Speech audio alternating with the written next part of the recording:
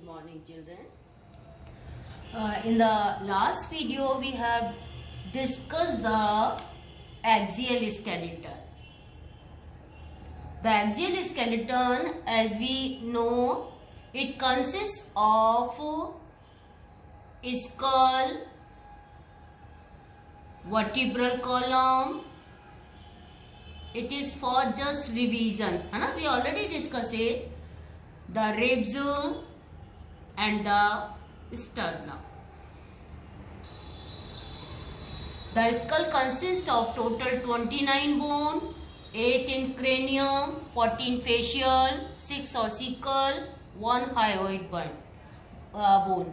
The vertebral column consists of 33 vertebra. 33, there are 5 parts: cervical, thoracic, lumbar, sacrum, coccyx. So they are visible to us are 26. Actually they are 33, but the sacrum and coccyx vertebra are fused, so they form the one bone.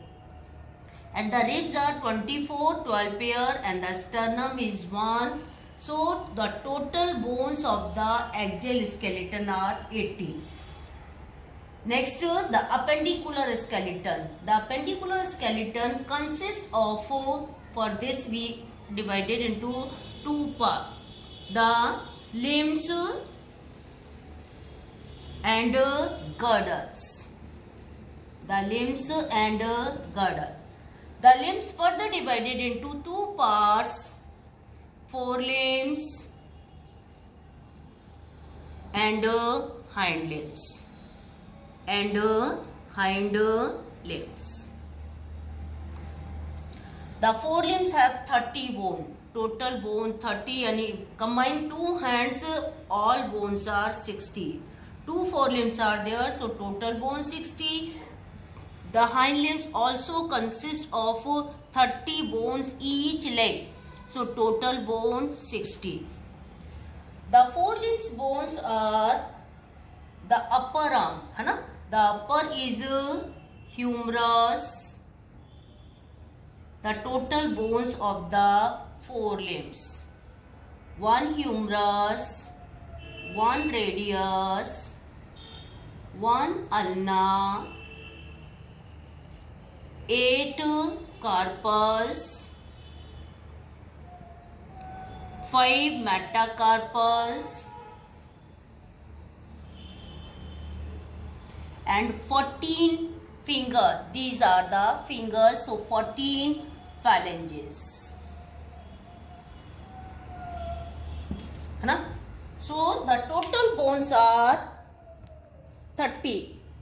Radius 1, ulna 1, 8 carpals in the wrist, metacarpals in the palm, the 14 phalanges. These are the phalanges, the 3 bones in each finger and 2 in the thumb. So total humerus, ulna, forelimbs, 30 bone combined in 2 arms, they are 60. The hind limbs also contain the 60 bone. The longest bone is femur, that is thigh bone. Then the tibia 1. I am writing the bone of 1 leg. When we double them, the 2 bones are there. 2 legs bones are there. Fibula, these are the 1 bone. Next, tarsal, total 7. Metatarsal, that is in the ankle, 5 bones. Phalanges or toes, phalanges and toes 14, and 1 bone in the knee, that is looks like a kneecap. So this is a patella, that is 1. So total bone in the legs also the 30. 1 femur, longest bone in the body: femur, tibia, fibula, tarsals, metatarsal, phalanges and patella. So these are the bones of limbs. Now the girdles. Girdles are also 2. Number 1, pectoral girdle. that is also called the shoulder girdle, and the another one is pelvic girdle, that is also known as hip girdle, and that is shoulder girdle. Here the arms are attached, here the legs are attached. So the attachment of limbs is girdles. There are two girdles for the attachment of hands, pectoral girdle. For the attachment of legs, pelvic girdle. So now we discuss the girdles. Now the girdles we discuss. The girdles are two girdles. The one is pectoral girdle. Pectoral girdle, that is also called the shoulder girdle, and the another one is pelvic girdle, also known as shoulder girdle. The pectoral girdle consists of total bones in two pectoral girdle. So total bones are 4. In each side it consists of one flat scapula. Scapula, or also called the shoulder blade, and the another one the clavicle. This is the clavicle, clavicle, that is also known as collarbone. The pectoral girdle consists of two bones, scapula and clavicle. Two bones here in the middle, the backbone is there, and the another side also the same bone are there. The clavicle, one side it attached through the condyles by the scapula, and here the sternum is there. So another side it attached in the front to the sternum. The scapula consists of a cavity. The cavity for the articulation of humerus. This is the humerus bone of the arm. The ball-like end of the humerus fitted or articulated in the cavity of the scapula. This cavity is called glenoid cavity. This cavity is called glenoid cavity. So the pectoral bone consists of two bones, the two scapula, one on either side, and the two clavicle. And the clavicle collarbone in the front, it attaches to the sternum. The scapula consists of a cavity for the articulation of the ball-like end of the humerus. So this is the glenoid cavity. The pelvic girdle consists of two bones. Pelvic girdle consists of two bones. The one bone is here, that is hip bone. The two bones are formed by the fusion of three bones. These three fused bones are ilium, ischium and pubis. So the both sides of the two bones of the pelvic girdle fused by 5 fused sacrum vertebra. So these are the 1, 2, 3, 4, 5. 5 fused vertebra, and here the 4 fused coccyx vertebra. So these are the fused 5 sacrum vertebra. 2 bones of the pelvic girdle joined by 5 fused sacrum vertebra. It has the same opening, opening like a glenoid cavity. Here the acetabulum for the articulation of the femur bone. Here the femur bone, ball-like end of the femur bone is attached. So the total and the another opening is also for the emergence of nerve. The foramen obturator, foramen obturator for the emergence of the nerves.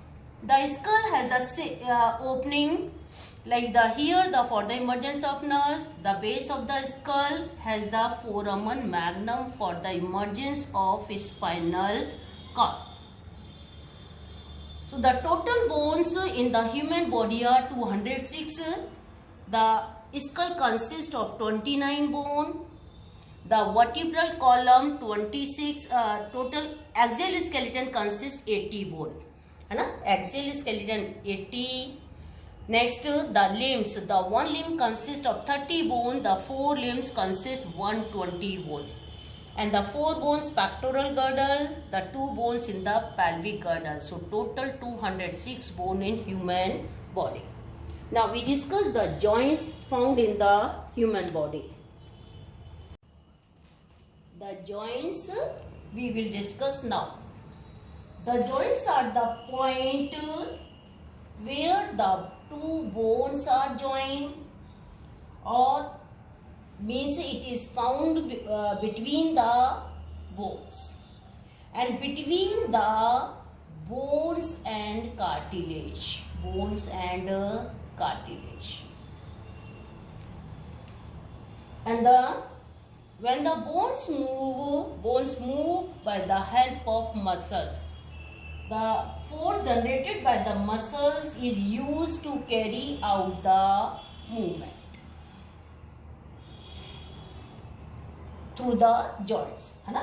So the force generated by the muscles is used to carry out movement through the joint. On the basis of movability, है ना? Or that we can divide into 2 categories. At the basis of movability, there are 3 types of joint. Number 1, immovable joints, partially movable joint, partially movable joint, and third is freely movable joint, freely movable joint, that are also called synovial joint, also known as synovial joint. Now immovable joint also called the fibrous joint. Fibrous joint, and these are also called the cartilage joint. Cartilage joint. So now we first the immovable. The immovable means no movement is possible between the bones. So fibrous joint or the immovable joint do not allow any movement. Do not allow any movement. Example, the flat bone of skull. Flat bones of skulls have the immovable joint. They connected one bone attached to the another by flat bone by fibrous connective tissue. These are called sutures. Sutures. The immovable joint are also called suture.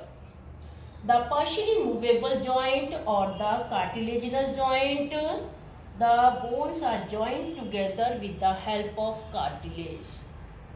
This type of joint found between the adjacent vertebra. Adjacent vertebra, the vertebra are found in the backbone or vertebral column. So between the 2 vertebra, thus partially movement is possible. The slight movement is possible between the 2 vertebra, and it also found in the bones of the ribs, between the ribs and sternum. And the freely movable joint is also called the synovial joint. It is characterized by, it is the specialty that for example it is the one bone and the another is this bone. Here and here the cartilage is present. Between the 2 bones there is a fluid filled cavity is present. In this cavity the synovial fluid is there. This is the synovial sac, membrane, and the fluid is synovial fluid. This fluid prevent the friction. This fluid provide the lubrication between the 2 bones. So the synovial joint of free movable joint characterized by the fluid-filled synovial cavity and the articulating surface where the two bones are joining. Surfaces of two bones allow free movement. So the freely movable joint are of four types. Number 1, ball and socket joint, ball and socket joint. These are the types of freely movable joint. Ball and socket joint, the ball-like end of the one bone fixed in the bone of socket of the another bone. As I given the example of shoulder joint or hip joint. It is found between the shoulder, the scapula and the humerus. And the second one, hinge joint, the movement is possible in one direction. Hinge joint, the movement is possible in one direction. It is found in the elbow and knee. It allows the movement in all direction. This is movement in one direction only. And the next one, the pivot joint. The one bone can rotate on the another bone.